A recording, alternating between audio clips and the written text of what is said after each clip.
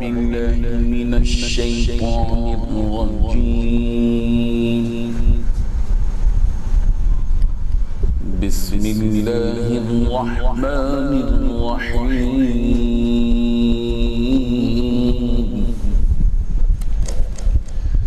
واللاتي يأتين الفاحشة من نسائكم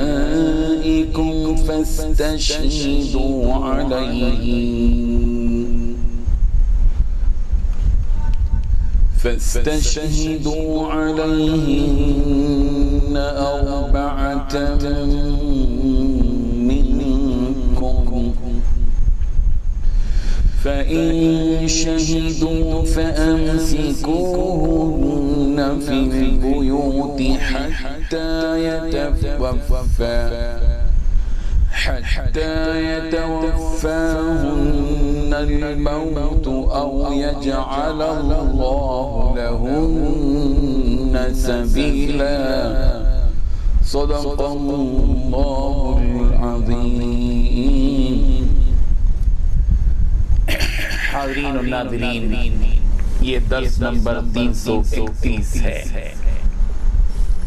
سورہ نساء کی آیت نمبر 15 کی تلاوت کی گئی.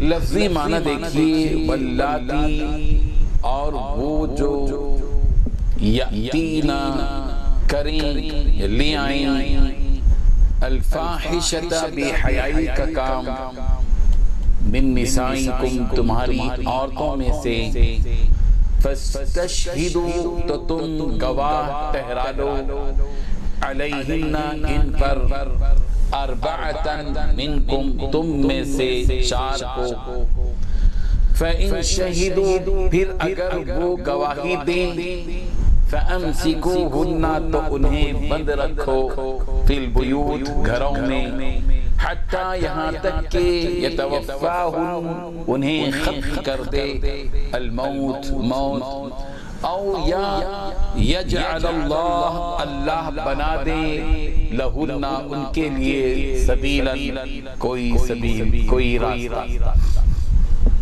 ترجمہ یوں ہے، مسلمانوں تمہاری عورتوں میں جو بدکاری کا ارتکاب کر بیٹھیں، ان پر اپنے لوگوں میں سے 4 اشخاص کی شہادت لو. اگر وہ ان کی بدکاری کی گواہی دیں تو ان عورتوں کو گھروں میں بند رکھو یہاں تک کہ موت ان کا کام تمام کر دے، یا اللہ ان کے لیے کوئی اور سبیل پیدا کر دے. بزرگان محترم، اس آیت میں 2 باتیں بیان کی گئی ہیں. سب سے پہلی بات یہ بیان کی گئی کہ تمہاری عورتوں میں سے جو عورتیں بے حیائی کا کام کریں، تم ان کے بیچ بے حیائی پر 4 آدمیوں کی گواہی طلب کر لو جو تم میں سے.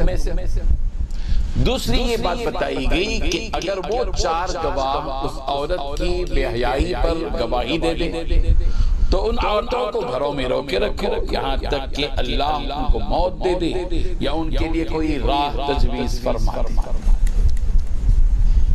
ہم سب جانتے ہیں کہ قرآن مجید میں اللہ تبارک و تعالیٰ نے زنا کے سلسلے میں یہ جملہ استعمال فرمایا، حکم دیا والا تقربوا الزنا، زنا کے قریب بھی مت جاؤ. زنا کرنا تو دور کی بات ہے، زنا کے قریب بھی مت جاؤ. زنا ایک سنگین جرم، یہ سماج کے لیے ایک زہریلا عمل ہے. اس فحش کام سے ظاہر بات ہے کہ زندگیاں اجیرن ہو جاتی ہیں، خاندان تباہ ہو جاتی ہیں.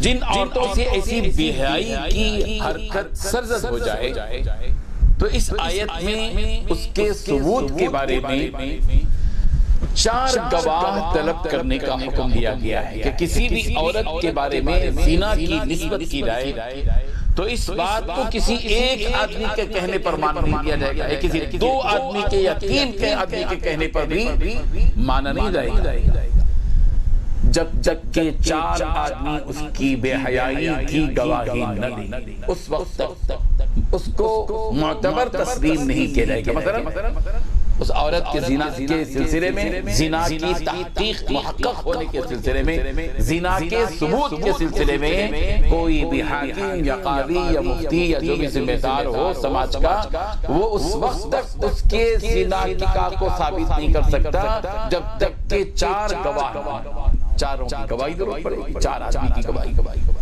ظاہر بات ہے کہ 4 کی گواہی کیوں؟ اور یہاں یہ بھی بتا دیا گیا کہ منکم کا لفظ استعمال کیا کہ عورتوں کی گواہی اس معاملے میں نہیں، دوسرے معاملات میں عورتوں کی گواہی بھی چلتی ہے، ایک مرد اور 2 عورتیں گواہیں دیں تو 2 عورتوں کو ایک مرد کے قائم مقام قرار دیا گیا۔ لیکن زنا کے ثبوت کے سلسلے میں 4 آدمی، 4 مرد کی بات کی گئی ہے۔ اس کی وجہ یہ ہے کہ ہو سکتا ہے کہ کسی بھی عورت کی دشمنی کے لیے اس کے قابل کے کچھ رشتہ دار، چاہے اس کی بہن ہو یا کوئی اور ہو، عورتیں الزام لگا سکتی ہیں۔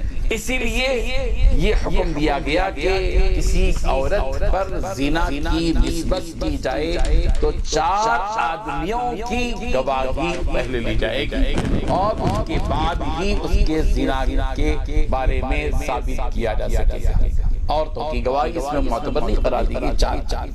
کیوں؟ دیکھیں عورت کا مسئلہ اور یہ عزت، عورت کی عزت و ناموس کا مسئلہ ہے۔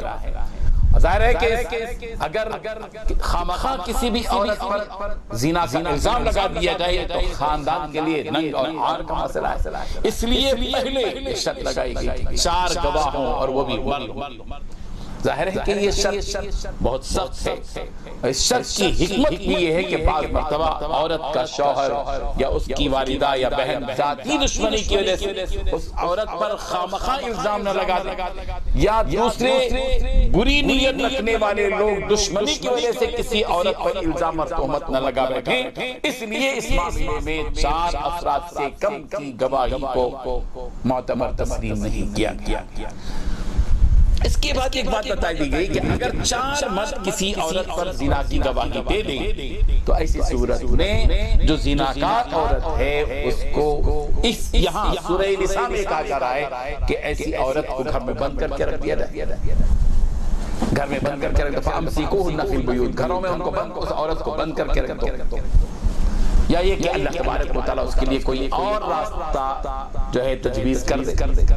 سورہ نساء میں تو گھر میں بند رکھنے کا حکم دیا گیا، لیکن بعد میں چل کر اس سلسلے میں تھوڑی سی رعایت دی گئی۔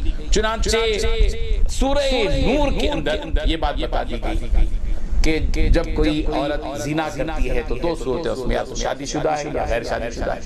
اگر زنا کرنے والی عورت غیر شادی شدہ ہے تو 100 گھوڑے لگا دیے جائیں گے، اور اگر شادی شدہ ہے تو سنسار کیا جائے گا، یعنی اس طرح رجم کیا جائے گا، مارا جائے گا، سنسار کیا جائے گا تو ان کی ہلاکت ہو جائے گا۔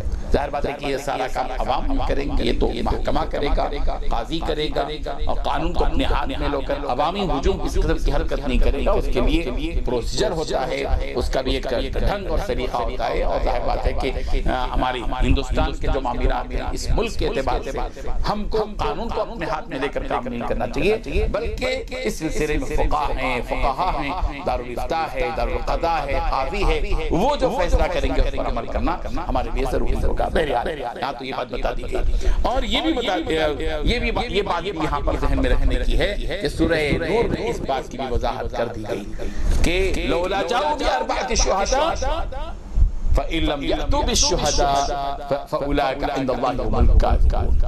اگر یہ لوگ کسی عورت پر گواہ جو ہے زنا کی تہمت لگائیں اور پھر جب ان سے طرف کہہ رہے کہ 4 گواہ لے کر آؤ، اور اگر وہ 4 گواہ لا نہ سکیں تو ایسی صورت میں شریعت نے ایسے الزام لگانے والوں کے حق میں یہ مہر لگا دی کہ یہ لوگ جھوٹے، پھر آئندہ ان کی گواہی کو تسلیم نہیں کی جائے گی۔ یہ اس لیے کہ سماج کا مسئلہ ہے، عزتوں کا مسئلہ ہے، ناموس کا مسئلہ ہوتا ہے، خاندان کا مسئلہ ہوتا ہے، اس لیے اس کے مضر اثرات جو ہے پورے خاندان پر پڑتے ہیں۔ اس لیے اس سلسلے میں قرآن مجید نے بہت ہی محتاط رویہ اختیار کیا ہے۔ اللہ تبارک و تعالی ہمیں ان حقائق کو سمجھنے کی توفیق عطا فرمائے۔ وآخر دعوانا الحمدللہ رب العالمین۔ لا إله إلا الله، لا إله